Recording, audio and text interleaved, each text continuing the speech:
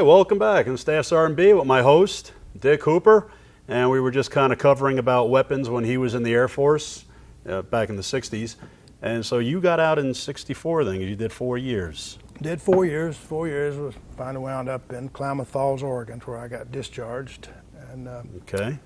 because one of the big things I remember about military and going on alert, because I was in the service when President Kennedy was assassinated.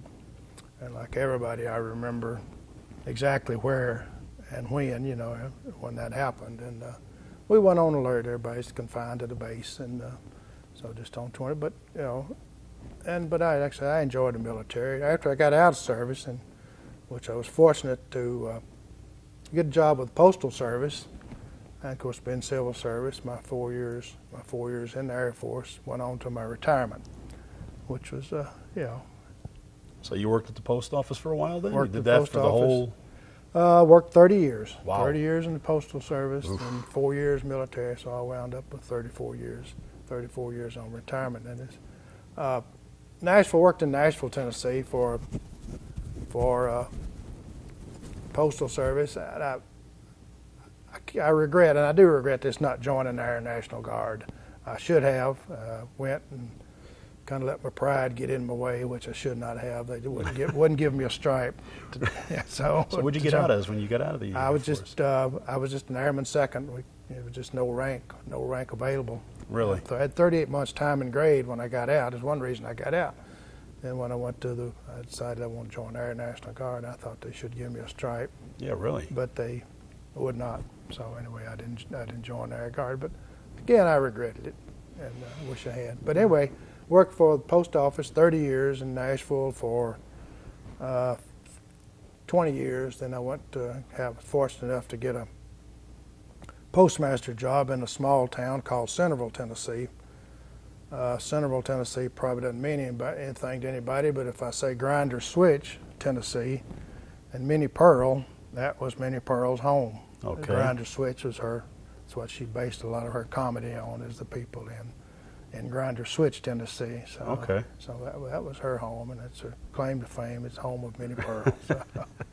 So I stayed there, postmaster there 10 years, and then started coming out here. Started coming to Pahrump as a snowbird, and finally, just circumstances, I'm here permanent now. Yeah. You just took up residency again? Took up residence, and really like it. Pahrup's a great place to live. I really like it. It's like all small towns or medium towns. They have their problems, but it's a good place to live. Yeah, name me a place that doesn't have their problems. Really, it's in today's economic situation. It's a good place to live, and I enjoy it here. Play golf. We have a golf men's club, and we play every Wednesday morning at 7:30. Oh, do you? Where's this at? It's at Mountain Falls, and I would like to put in the word here, and if anybody wants to join, give them my phone number. Yeah. And Okay. we play golf every Wednesday morning. Then once we finish up, we go have a beverage of your choice. And but anyway, and it was just kind of a fun situation. Bunch of good guys, bunch of fun guys. We have a good time. Play golf, not really serious about our golf, because everybody likes to shoot low, but it's not really a... How many are in your group? Right now we have probably 30-something. Wow. Now we kind of low on people because of the summer, but That's low on people? You got 30 people that show up every Wednesday about half of them are permanent residents, about half are snowbirds. Oh, okay. So the snowbirds hadn't come back into town yet. So once they come back into town in the Should be pretty soon. next few weeks, then we'll get on up. But anyway, if anybody like to join, if you like to play golf and have a good time with the guys and tell the same old joke you heard last week, and, so laugh at it just like you did last week, you can call me at 727-8809. That's 727-8809. All right. And we always welcome new members. Love to have new members and, That's and good. play. And while I'm on the subject of the men's club, and it's been a tough week for us. One of our really good friends, good member, passed away with cancer. I think it's be a week ago tomorrow. Oh. Some of you probably know him. I'll mention his name, Neil Rademacher. Okay. Passed away with cancer, and his wife said she would prefer anybody not send flowers, but if you want to make a donation to the American Cancer Society, you can call me again at that number, 727-8809, and I'll make sure it gets to the American Cancer Society. Not only Neil Rademacher, who passed away just last Friday, but another good member of ours who passed away several months ago, Billy Bob Zine. We call him Billy Bob, but his name is Bill Bob Zine, and I'm sure if you've been around town and the golf courses, you know Billy Bob. So if you'd like to make a donation to the Cancer Society in their name, just give me a call at 727-8809 or call American Cancer Society in Las Vegas. Okay. And I'm sure their families would appreciate that. They were two great, really great guys, and we miss them terribly. Now, how long you been friends? These guys are back in the day when the Air Force, or these no, they were just people that you met out just here? kind of a melting pot here in Pahrump, you know. Okay. It was just you meet, and that's what's great about Pahrump, I think, and the men's club.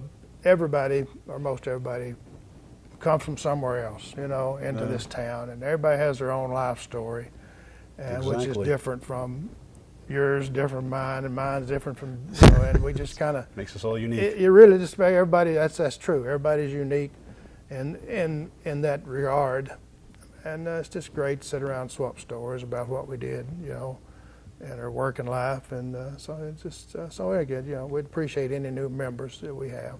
Any wild stories with your friends on the golf course of let's see. Well, chasing the back nine? Yeah, yeah. There's a few stories. Let's see. I can think of right now. I know I should have some Billy Bob stories. Billy, yeah, that's one story. Of course, Billy Bob was. I'm about 5'10", 190 pounds, I guess I was back then. Billy Bob probably 6'3", kind of slim, and Billy Bob and I were playing one day over at Willow Creek before it closed, and that's another story. But anyway, a little lake there, and there was some ducks on the pond there, you know, and it was time for the baby ducklings to be hatched out, and there was some babies around there. And Billy Bob and I were walking around, and one of us had hit the ball in the water. We was kind of looking along the edge and see if we could find it. Well, evidently, we got too close to the baby ducks, and this old mama duck come out from under a log there or something, squalling and hollering, and here's two grown men. We were all over each other trying to get away from that duck.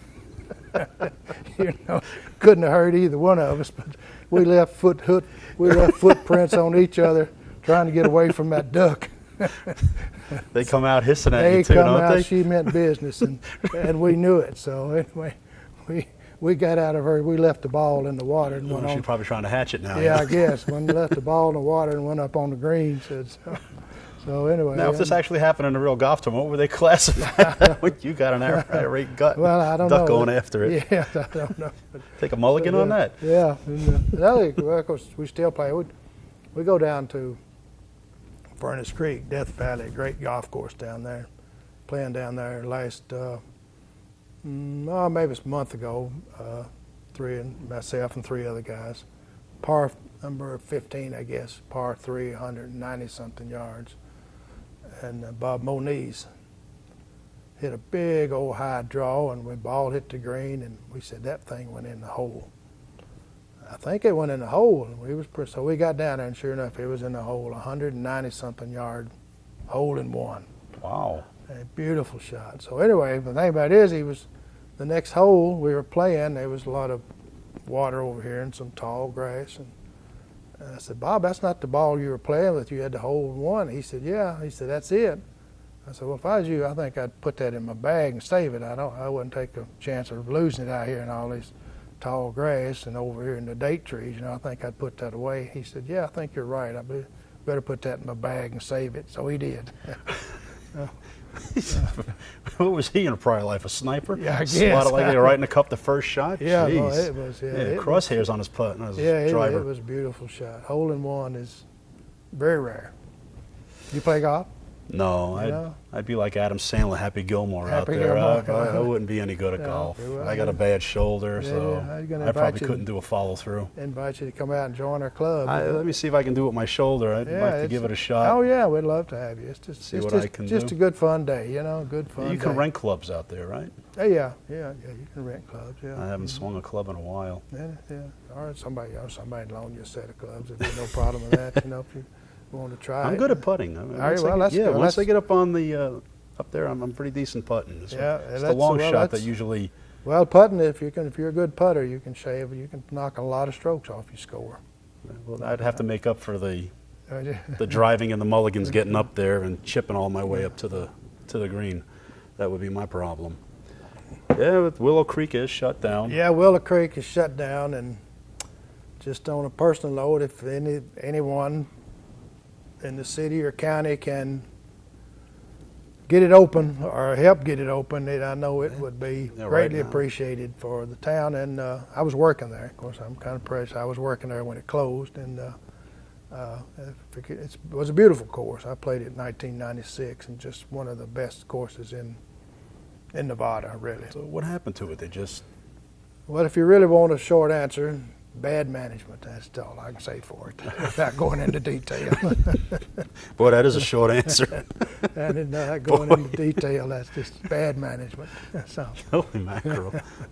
it You really cut that down fast, didn't you? You know, and It's been down almost a year now. It's been shut oh, down. it's been 3 or 4 years now. Really? Yeah. That long? Well, it's just 2 years. It'd be 2 years. No, it'd be 2 years. October the 8th. That's when it closed. 2 years ago, it closed to be October the 8th. 2 years. That's the last day I worked. October the 8th. What did you do when you worked there? Just mainly brought the carts up. When golfers come in, cleaned them up, put them back in the barn, or turned them around, sent them back out. Charge them up, make sure the Charge them batteries up, were yeah. Well, at that filled up. time, yeah. One time we had gas, put up gas in them, or put them on the charge them up, turn around, and assist the players, you know, and getting them on their carts and getting them out and starting lot them. of- And, A lot of pointers on. Give them a lot of pointers on your golfing. yeah, just I didn't do that. I wasn't that good, but anyway, just tell them about the course and where the water was and so forth and so on. Just player assistance mainly. Your best game? I shot 76 at Willow Creek one day. Wow. That's What's the been- course record? Well, what was the course record Oh, over I there? mean, it's probably low 60s. Really? Something, Well, yeah. Competitive then. Yeah, I shot 76 one day. That's my best round. Worst game? I know you don't want to say No, this I don't want to hear that. So, one. You'd rather not talk. yeah, that was yesterday, I think. That was the worst game Well, like I yesterday. said, I was at the post office the other day, and I told the lady, asked me if I was going golfing. I said, yeah. And she said, well, it's kind of windy out there to play golf in. And I said, well, I'll tell you what.